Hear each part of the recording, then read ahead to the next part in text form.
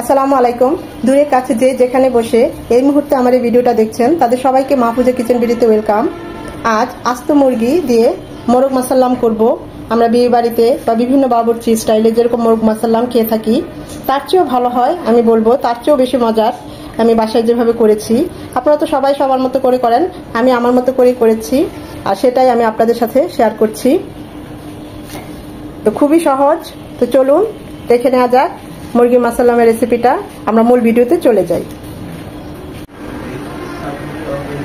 মুরগি মাসাল্লাম বা মোরগ মাসাল্লাম যে যেটা বলে সেটা করার জন্য এখানে আমি একটা আস্ত মুরগি নিয়েছি। এটা 1 কেজি একটু উপরে আছে, 1.5 কেজির মতো, কেটে ছেটে 1.5 কেজি আর কি। এইভাবে আমি মশলাগুলো ঢোকার জন্য একদম হাড় পর্যন্ত এভাবে কেটে নিয়েছি প্রতিটা পার্ট। খুব ভালোভাবে ধুয়ে পানিটা ছেঁকে নিয়েছি। মুরগিটাকে মাখানোর জন্য এখন একটা মশলা তৈরি করব। এখানে দিয়ে দিচ্ছি 2 চামচ টক দই, পানিটা ছাড়িয়ে নিয়েছি। আরও 1 চামচ দই লাগবে, তাই আমি আরও 1 চামচ দিয়ে দিলাম। 2 চামচ পেঁয়াজ বাটা, 1.5 চামচ আদা, 1/2 চামচ রসুন একসাথে পেস্ট করে নিয়েছি, সেটা দিয়ে দিচ্ছি। 25 থেকে 30টা চীনাবাদাম পেস্ট করে নিয়েছি, সেটা দিয়ে দিচ্ছি। যে কোনো বাদাম পেস্ট এখানে দিতে পারেন। 1/2 চামচ মরিচ গুঁড়ো, সামান্য হলুদ গুঁড়ো জাস্ট কালারের জন্য, 1/2 চামচ ভাজা জিরে গুঁড়ো, 1/2 চামচ গরম মশলা গুঁড়ো, 1/2 জায়ফল আর একটা জয়ত্রী পেস্ট করে নিয়েছি, গুঁড়ো করে নিয়েছি, সেটা দিয়ে দিচ্ছি। 3 চামচ রোস্টের মশলা, এটা কেনা রোস্টের মশলা, সেটা দিয়ে দিচ্ছি। স্বাদ মতো লবণ, 2 চামচ টমেটো সস,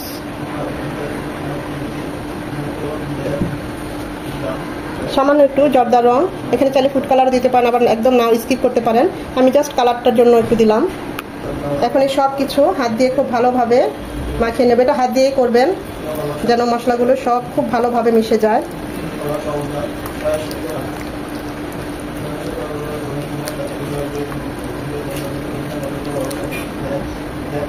এখন এই মশলার মধ্যে আস্ত মুরগিটা দিয়ে মাখিয়ে নেব। খুব ভালোভাবে হাত দিয়ে ভিতরে ভিতরে মাখাতে হবে যেন মশলাগুলো খুব ভালোভাবে মুরগিটার সাথে ঢোকে।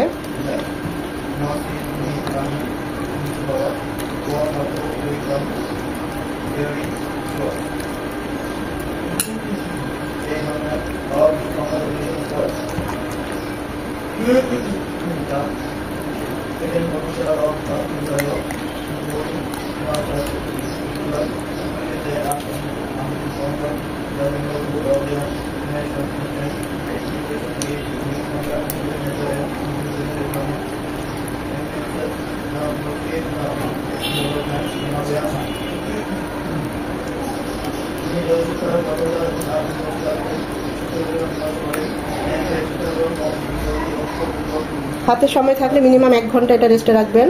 এর চেয়ে বেশি রাখার দরকার নেই, তাহলে বেশি সফট হয়ে যায়। যখন আমরা এটা ভাজবো খুলে খুলে যায়। 1 ঘন্টাই যথেষ্ট। আর সময় না থাকলে 30 মিনিটও রাখা যাবে। আমি এটা মিনিমাম 30 মিনিটে রাখার জন্য রেখে দিলাম নর্মাল টেম্পারেচারে, এটা রেস্টে থাক। মোরগ মাসাল্লামের ভিতরের পুরটা রেডি করছি। দিয়ে দিচ্ছি প্যানে 2 চামচ সয়াবিন তেল। তেলটা গরম হয়ে এসেছে, দিয়ে দিব 3টা পেঁয়াজ কুচি। পেঁয়াজটা নরম হয়ে এসেছে, দিয়ে দিব 1 চামচ পেঁয়াজ বাটা,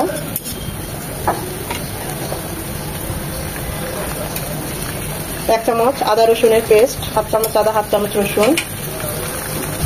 এই দুটোকে একসাথে 1 মিনিট ভেজে নেব যেন আদা ভাজা বা পেঁয়াজের যে এক্সট্রা যে গন্ধ বা পানি সেটাও চলে যায়। 1 মিনিট ভেজে নেওয়ার পর দিয়ে দেবো 1/2 চামচ হলুদ গুঁড়ো, 1/2 চামচ মরিচ গুঁড়ো, 1/2 চামচ ভাজা জিরে গুঁড়ো আর 1/2 চামচ গরম মশলা গুঁড়ো। সব কিছু এখন কষিয়ে নেব। মশলাগুলো যেন পুড়ে না যায় সেজন্য একটু পানি দিয়ে দিচ্ছি এবং কষানোটাও খুব ভালোভাবে হয়। মশলাটা কষানো হয়ে গিয়েছে, এই স্টেজে দিয়ে দিব টক দই। টক দইটা আমি ফেটে নিয়েছি।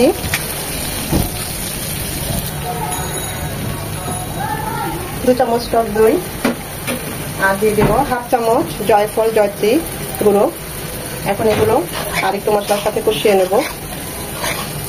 300 গ্রাম গরুর মাংসের কিমা, এটা আমি ঘরেই করেছি তাই একটু বড় বড় হয়ে গিয়েছে, তো এর চেয়ে শুরু করতে পারলাম না।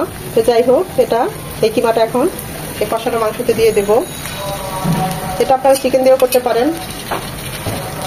বা মাটন দিয়েও করতে পারেন। আমি বিফ দিয়ে করলাম, তবে চিকেনের চেয়ে বিফটা দিয়ে করলে বেশি মজা হয়। মশলার সাথে বিফ কিমাটা খুব ভালোভাবে নেড়েচেড়ে মিশিয়ে নেব। আমার কাছে মনে হয়েছে আর একটু মরিচ গুঁড়ো লাগবে, তাই আমি আরো 1/2 চামচ মরিচ গুঁড়ো দিয়ে দিলাম। দিয়ে দিব স্বাদ মতো লবণ। এখন সব নেড়েচেড়ে মশলার সাথে বিফগুলো খুব ভালোভাবে কষিয়ে নেব 7 থেকে 10 মিনিট।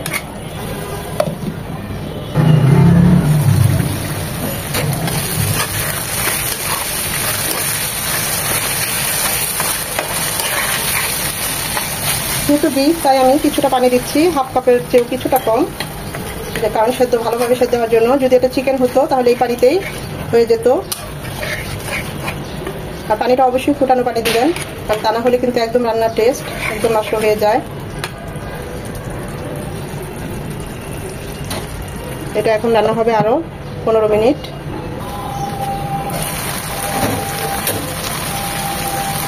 এই পর্যায়ে দুটো সেদ্ধ ডিম যাতে মশলার সাথে মিশে যায়, কারণ এই ডিম দুটো আমরা মুরগির ভিতরে দেবো, তখন আর পানসে লাগবে না। আমাদের বিফের পুরটা একদম রেডি, একদম শুকনা শুকনা হবে।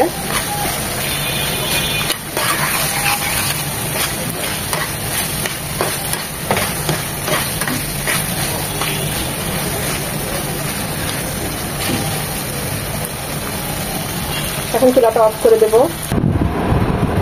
পুরার ডিম একদম রেডি।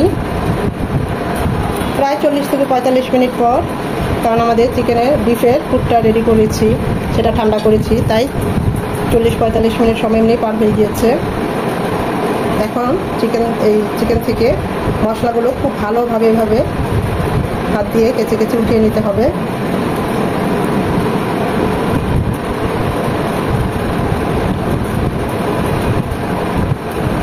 সব মশলাগুলো ছড়িয়ে নেব, কারণ এটাকে আমরা ভাজবো, তা না হলে মশলাগুলোর সাথে পুড়ে যাবে।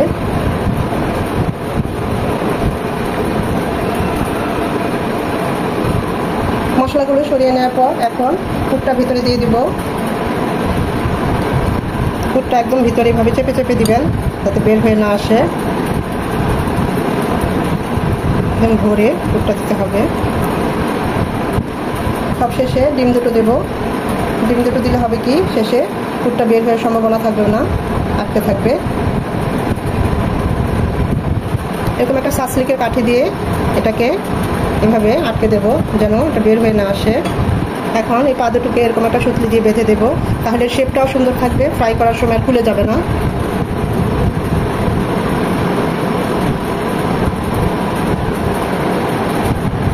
সাসলিক, কাঠি আর টুথপিক দিয়ে মুখটা বন্ধ করে দিয়েছি, যেন বিফের কিমাটা বের হয়ে না আসতে পারে। আর এভাবে বেঁধে দিয়েছি, তো ভাজতেও সুবিধা হবে, শেপটাও সুন্দর থাকবে। এখন আমরা চুলায় চলে যাব।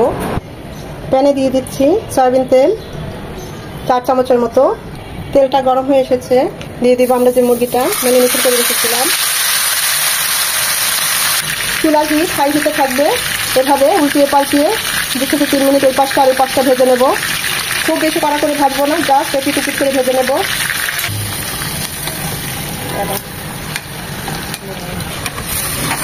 ওই পাশটা এরকম হয়ে গেলে এই পাশটাও 3 থেকে 4 মিনিট রেখে ভেজে নেব। এরকম এপাশ ওপাশ উল্টিয়ে পাল্টিয়ে নিয়ে হালকা করে ভেজে নেব। দেখতেই পাচ্ছেন আমি কীভাবে ভেজে নিচ্ছি।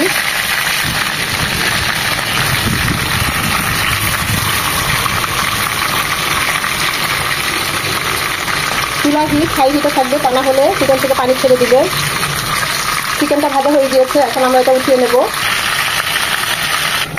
চিকেনটা ভেজে উঠিয়ে নিয়েছি। এখন এই তেলেই দিয়ে দিচ্ছি 2টো তেজপাতা, 2টো দারচিনি টুকরো আর 3টা এলাচ। এটাকে 1 মিনিট একটু ভেজে নেব এই তেলের মধ্যে। আমরা যে মশলাগুলো চিকেনে মাখিয়ে রেখেছিলাম, সেই মশলাগুলো এখানে দিয়ে দেবো।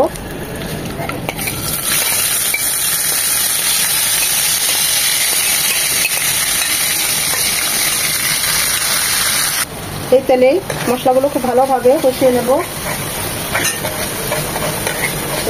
বাটিটা ধুয়ে একটু পানি দিয়ে দিচ্ছি মশলাগুলো কষিয়ে নেওয়ার জন্য। আমাদের এই মশলাগুলো যেহেতু কাঁচা, তাই খুব ভালোভাবে ধৈর্য নিয়ে মশলাগুলো কষাতে হবে, কারণ এই কষানোর মধ্যেই কিন্তু আমাদের মোরগ মাসাল্লামের টেস্টটা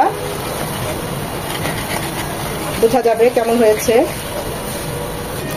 মশলাগুলো কষানো হয়ে গিয়েছে, দেখতেই পাচ্ছেন তেলটাও পুরো উঠে এসেছে।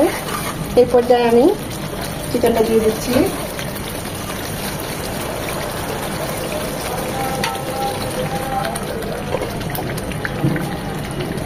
এই মশলার সাথে চিকেনটা উল্টিয়ে পাল্টিয়ে কষিয়ে নেব। এখানে আমি আর এক্সট্রা কোনো পানি দেবো না, কারণ আমাদের চিকেনটা যখন আমরা হাই হিটে ভেজেছি চিকেন থেকে কিন্তু পানি উঠে নাই। এখন যখন আমরা এটা ঢেকে এটাকে রান্না করব তখন কিন্তু চিকেন থেকে অনেকটা পানি বের হবে, তাই আর পানির দরকার হবে না। সাইড দিয়ে এরকম মশলা আর তেলটা কষানোর এভাবে উঠিয়ে দিবেন।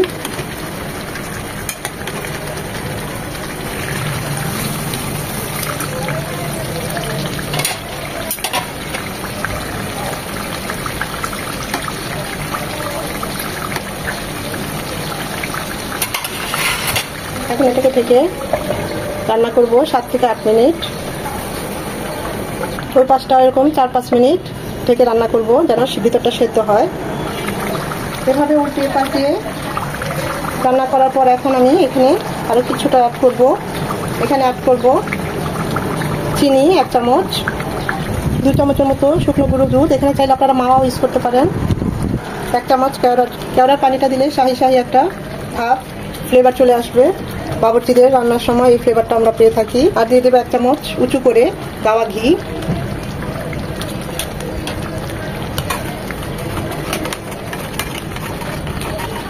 এই স্টেজের লবণ সবকিছু চেক করে নেবেন, যদি লাগে লবণটা এই স্টেজে দিয়ে নেবেন। এখন এটাকে উল্টিয়ে পাল্টিয়ে আর একটু নেড়ে চেড়ে 5-7 মিনিট রান্না করে নেব।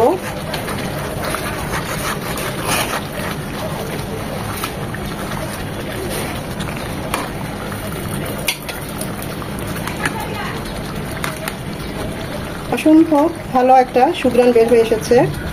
এটা আপনারা করলে বুঝতে পারবেন কতটা সুন্দর একটা সুঘ্রাণ বের হয়। খেতে অসম্ভব ভালো হয়। সবসময় করা হয় না, তো মাঝে মাঝে 1-2বার করলে দেখবেন বাড়ির সবাই খুবই খুশি হয়ে খাবে। যাকেই খাওয়াবেন সেও খুবই খুশি হয়ে খাবে। অসম্ভব ভালো লাগা একটা ডিশ।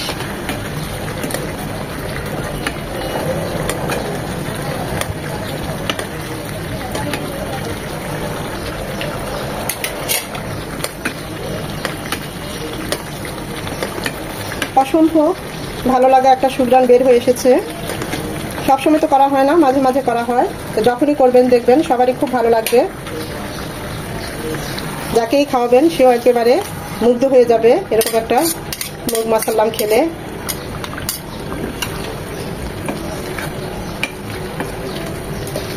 আপনার প্রশংসা করতে বাধ্য হবে, বলবে বাসায় করেছি, এটা কি বাসায় রান্না করা নাকি, এতটাই ভালো হয়। এভাবে নেড়ে চেড়ে ভালোভাবে মিশিয়ে নেব।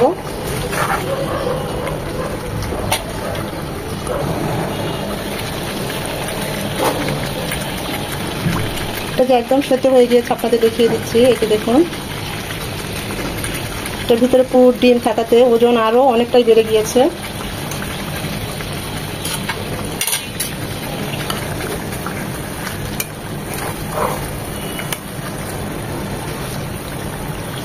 আমাদের মোরগ মাসাল্লামটা একদম রেডি।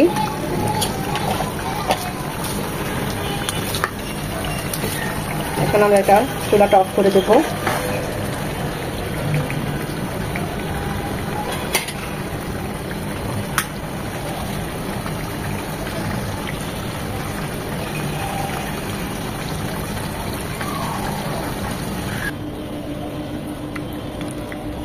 মাশাআল্লাহ, দেখতেই পাচ্ছেন কতটা লোভনীয় হয়েছে আমাদের মোরগ মাসাল্লাম।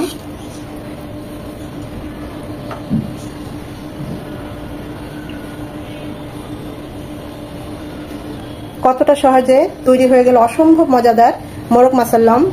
এভাবে করে যাকেই খাওয়াবেন সেই আপনার প্রশংসা করতে বাধ্য হবে। দেখতেই পাচ্ছেন কতটা লোভনীয় হয়েছে। অসম্ভব মজার একটা রেসিপি। যদি ভিডিওটা ভালো লেগে থাকে অবশ্যই একটা লাইক দিবেন, ফ্রেন্ডস এন্ড ফ্যামিলির মাঝে বেশি বেশি করে শেয়ার করে দিবেন। এখনো যারা আমার চ্যানেলটা সাবস্ক্রাইব করেন নাই অবশ্যই আমার চ্যানেলটা সাবস্ক্রাইব করে আমার পাশে থাকবেন, যেন এরকম মজার মজার রেসিপি নিয়ে আপনাদের সামনে আবারও পুনরায় হাজির হতে পারি।